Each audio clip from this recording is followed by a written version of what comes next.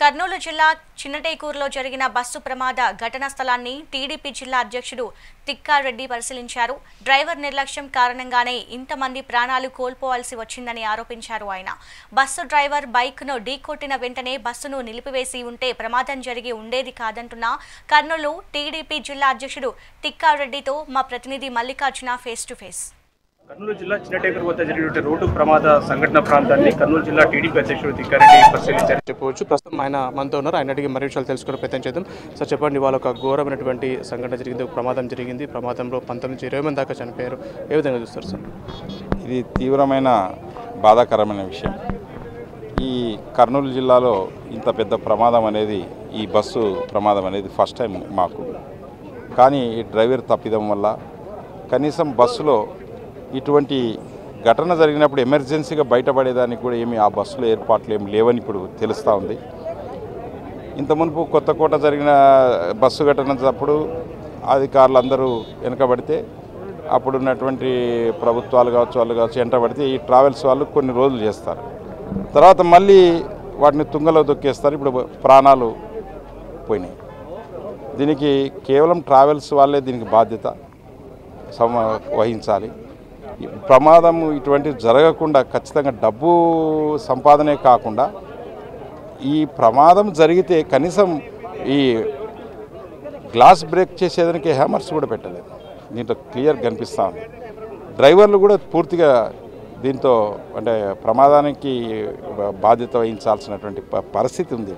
ఎందుకంటే 300 మీటర్లు ఒక మోటార్ సైకిల్ వాడిని గుద్ది ఆ మోటార్ సైకిల్ దాని బస్సు కింద ఇరిగితే కూడా అట్లే కొట్టుకుంటూ వచ్చేసాడు. ఆ యొక్క మోటార్ సైకిల్ యొక్క పెట్రోల్ ట్యాంక్ పేలి ప్రమాదం జరిగింది.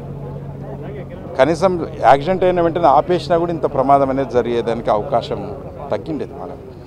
తర్వాత ఈయన కనీసం అక్కడ డ్రైవర్లు వాళ్ళు డోర్లు ఓపెన్ చేసినా కూడా సరిపోయింది, బతికేదానికి అవకాశం ఎక్కువ ఉండేది. కానీ చాలా బాధాకరం. దీనిపైన చంద్రబాబు నాయుడు గారు అన్ని చర్యలు తీసుకొని ఇక్కడ సహాయ సహకారాలు అందించాలి అన్ని రెండు కర్ణాటక ప్రభుత్వానికి నిర్ణయం చేశారు.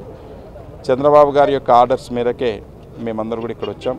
హోమ్ మినిస్టర్ గారు అయితేనేమి, ట్రాన్స్పోర్ట్ మినిస్టర్ గారు అయితే అందరూ కూడా మొత్తం మా తరపున మా ప్రభుత్వం తరపున ఏ సహాయ సహకారాలు కావాలో అన్నీ కూడా ఖచ్చితంగా అందిస్తామని. డ్రైవర్ దిగిన తర్వాత కూడా వాటర్తో కొంచెం మార్పేందుకు ప్రయత్నం చేసి ఆ తర్వాతనే ఇక్కడ నుంచి వెళ్ళిపోయిన పరిస్థితి మనం చూస్తుంటే, పూర్తిగా మనం చూసుకుంటే గతంలో ప్రైవేట్ ట్రావెల్స్ ఎక్కువ ప్రమాదాలకు గురి కావడం, ఇలాంటి సంఘటనలు జరుగుతున్నాయి. అంటే ఎలాంటి జాగ్రత్తలు తీసుకోవాలంటారు సార్?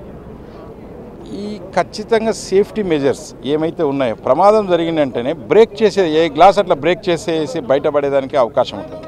ఇక్కడ ఏమి లేదు, డోర్లు కూడా ఓపెన్ కాలేదు. ఇప్పుడు ప్రమాదం జరిగినటువంటి మనిషి అందులో నుంచి బయటపడిన మనిషి చెప్తా ఉన్నాడు, బ్రేక్ చేసుకుని బయటపడినాడు తప్ప ఏ ఎగ్జిట్ డోర్ ఓపెన్ కాలేదంటున్నాడు, మెయిన్ డోర్ ఓపెన్ కాలేదంటున్నారు. వాళ్ళ పొగకే చాలామంది చనిపోయారు, కొంతమంది నిద్రలో చనిపోయారు. కనీసం ఏదైనా సిగ్నలో ఏదైనా అలారమో ఏదైనా పెట్టాలి, ఏదైనా జరిగిందని అంటే ఇప్పుడు అలర్ట్ అవుతారు. చాలామంది నిద్రలోనే చనిపోయారు. ఇప్పుడు చాలా బాధాకరం ఇది.